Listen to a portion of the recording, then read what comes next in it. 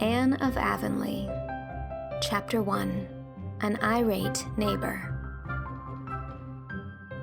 A tall, slim girl, half past 16, with serious gray eyes and hair which her friends called auburn, had sat down on the broad red sandstone doorstep of a Prince Edward Island farmhouse one ripe afternoon in August, firmly resolved to construe so many lines of Virgil. But an August afternoon, with blue hazes scarfing the harvest slopes, little winds whispering elfishly in the poplars, and a dancing splendor of red poppies outflaming against the dark coppice of young firs in a corner of the cherry orchard, was fitter for dreams than dead languages. The Virgil soon slipped unheeded to the ground, and Anne, her chin propped on her clasped hands and her eyes on the splendid mass of fluffy clouds that were heaping up just over Mr. J.A. Harrison's house like a great white mountain, was far away in a delicious world where a certain schoolteacher was doing a wonderful work, shaping the destinies of future statesmen and inspiring youthful minds and hearts with high and lofty ambitions. To be sure, if you came down to harsh facts, which, it must be confessed, Anne seldom did until she had to, it did not seem likely that there was much promising material for celebrities in Avonlea School. But you could never tell what might happen if a teacher used her influence for good. Anne had certain rose-tinted ideals of what a teacher might accomplish if she only went the right way about it, and she was in the midst of a delightful scene 40 years hence with a famous personage.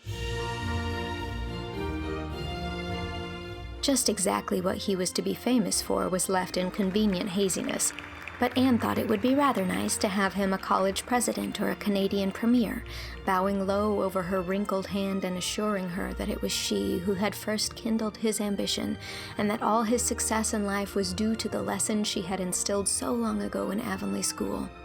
This pleasant vision was shattered by a most unpleasant interruption. A demure little Jersey cow came scuttling down the lane, and 5 seconds later Mr. Harrison arrived. If arrived be not too mild a term to describe the manner of his irruption into the yard. He bounced over the fence without waiting to open the gate, and angrily confronted astonished Anne, who had risen to her feet and stood looking at him in some bewilderment.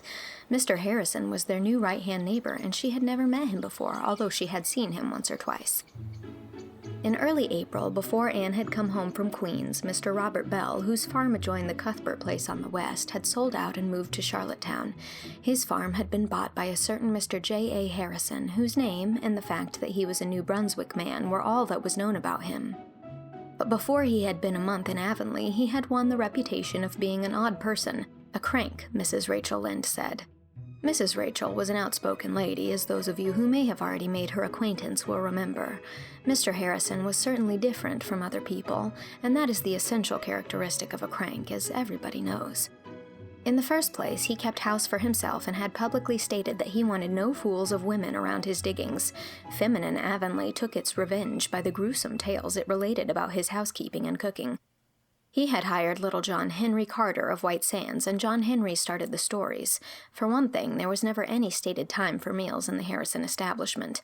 Mr. Harrison got a bite when he felt hungry, and if John Henry were around at the time, he came in for a share, but if he were not, he had to wait until Mr. Harrison's next hungry spell.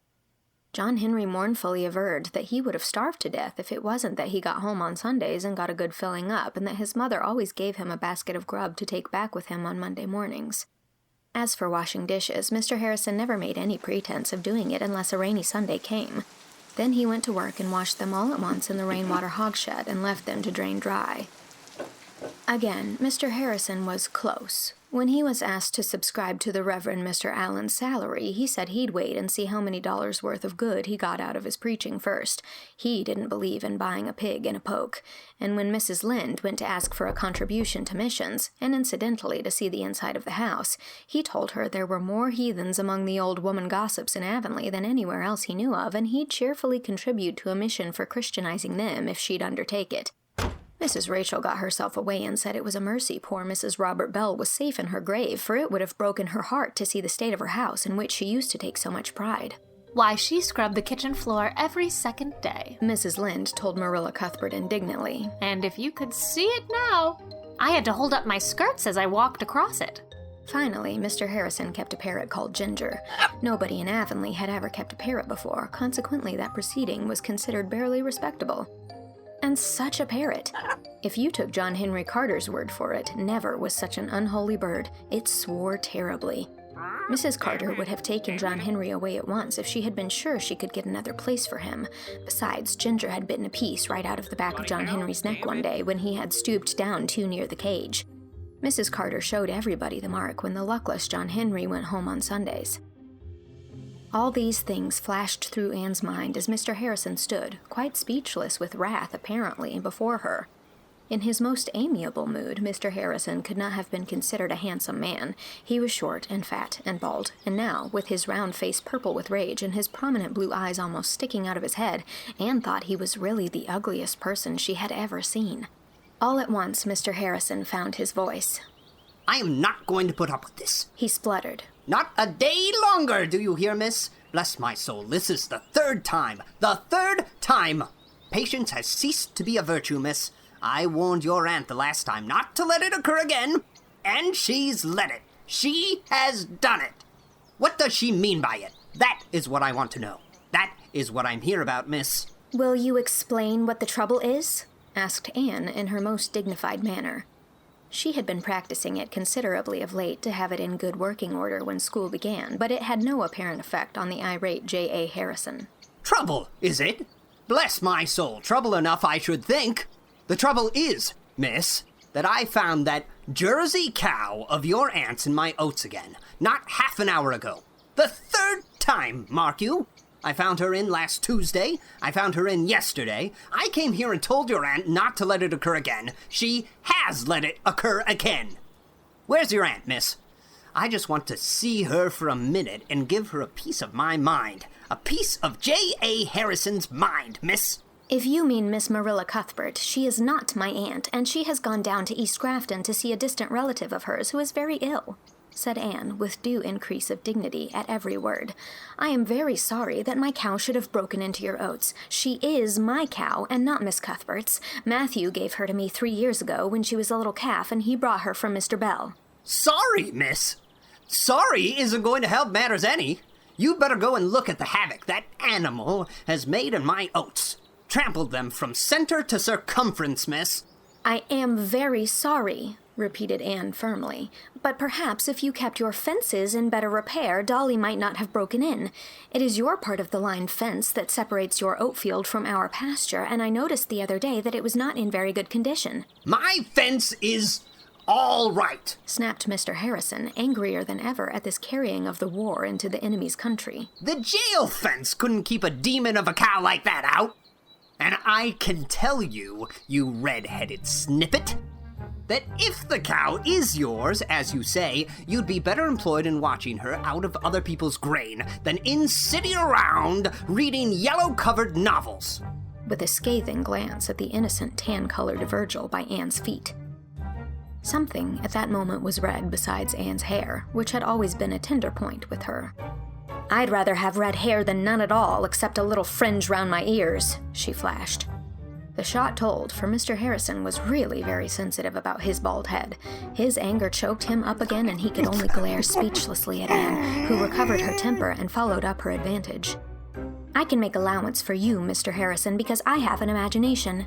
I can easily imagine how very trying it must be to find a cow in your oats, and I shall not cherish any hard feelings against you for all the things you've said. I promise you that Dolly shall never break into your oats again. I give you my word of honor on that point. Well, mind you, she doesn't, muttered Mr. Harrison in a somewhat subdued tone, but he stamped off angrily enough, and Anne heard him growling to himself until he was out of earshot. Grievously disturbed in mind, Anne marched across the yard and shut the naughty Jersey up in the milking pen. She can't possibly get out of that unless she tears the fence down, she reflected. She looks pretty quiet now. I dare say she has sickened herself on those oats. I wish I'd sold her to Mr. Shearer when he wanted her last week, but I thought it was just as well to wait until we had the auction of the stock and let them all go together. I believe it is true about Mr. Harrison being a crank. Certainly there's nothing of the kindred spirit about him. Anne had always had a weather eye open for kindred spirits. Marilla Cuthbert was driving into the yard as Anne returned from the house, and the latter flew to get tea ready. They discussed the matter at the tea table.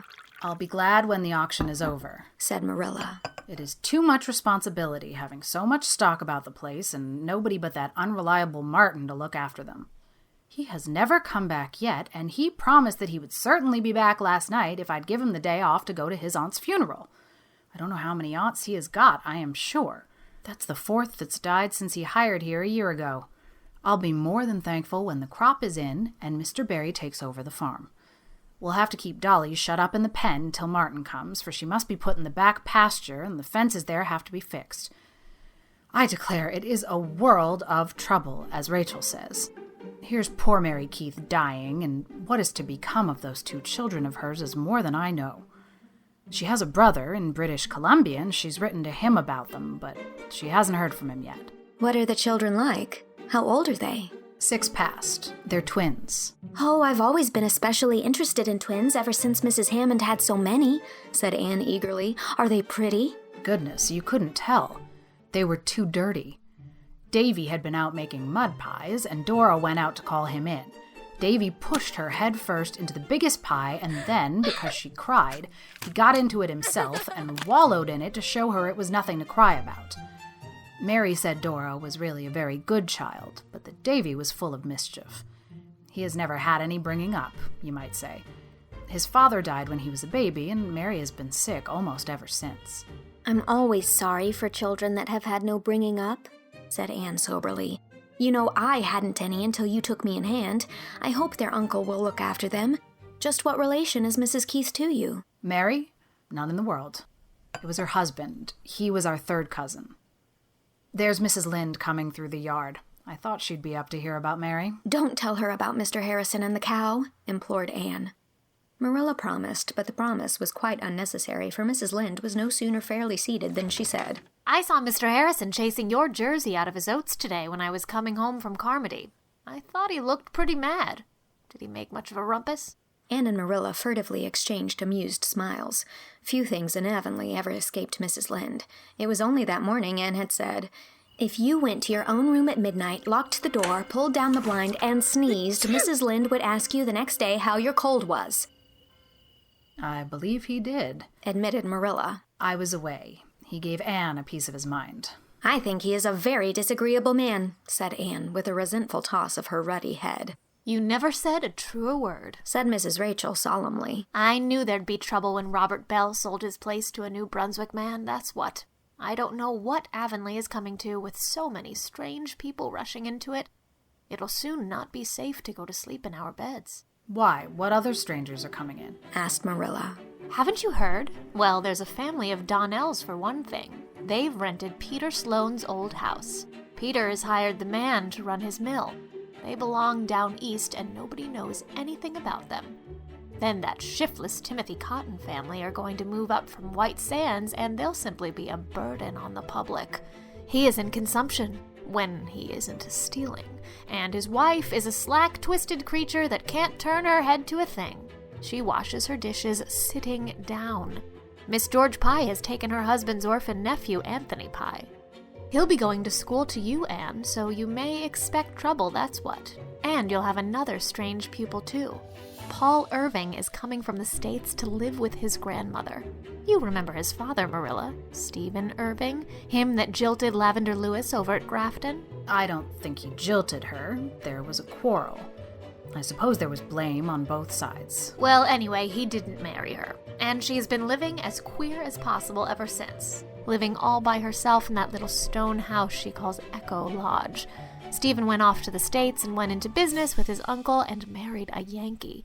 He's never been home since, though his mother has been up to see him once or twice. His wife died 2 years ago, and he's sending the boy home to his mother for a spell. He's 10 years old, and I don't know if he'll be a very desirable pupil.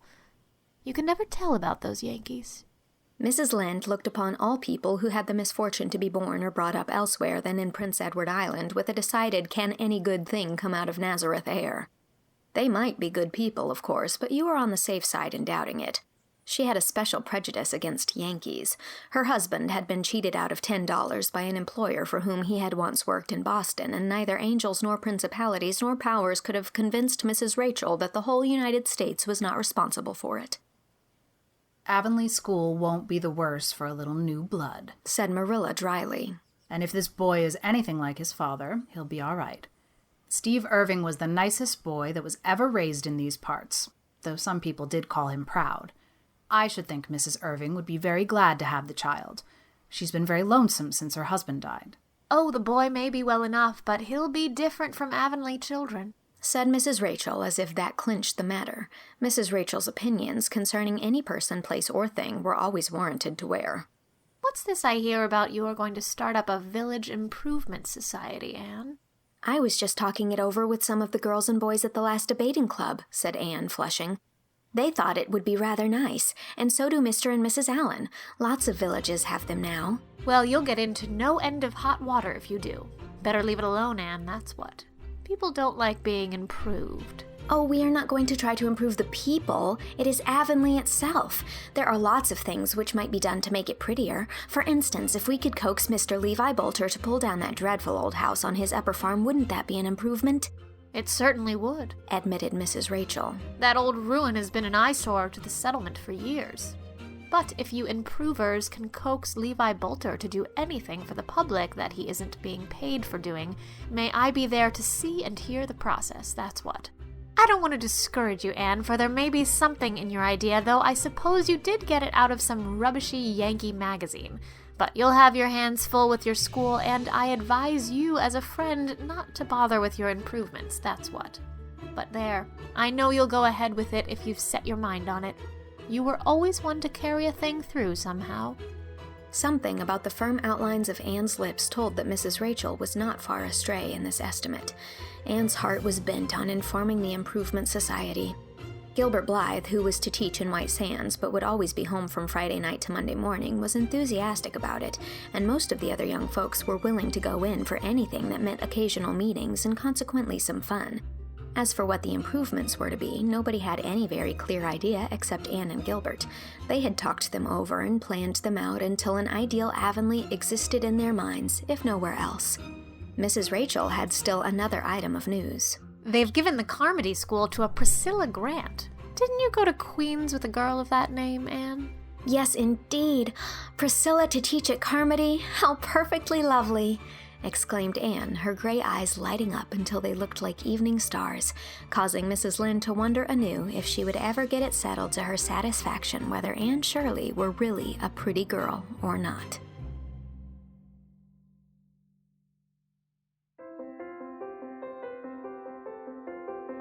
That was Chapter 1 of Anne of Avonlea. Mr. Harrison was read by Nick Lang. Marilla Cuthbert was read by Whitney Avalon. Rachel Lynde was read by Jaime Lyn Beatty. Ginger the Parrot was played by Joey Richter. And Anne Shirley was read by me, Mary Kate Wiles. It is also recorded and edited by me and executive produced by Shao Chih Kuo, Jane Leach, and Warren Day. Additional editing and sound design by Lizzie Goldsmith. This project is funded entirely through my Patreon, where if you sign up at any level, you can receive lots more chapters of this book. And patrons at the $50 level are receiving weekly chapters of the third book in the series, Anne of the Island. If you'd like access to this and a lot of other fun content, as well as a wonderful community, head on over to patreon.com/mkwiles. And thanks. This chapter was made possible by my patron Cameron McFarland. Thank you, Cam. Chapter 2 will be coming next week.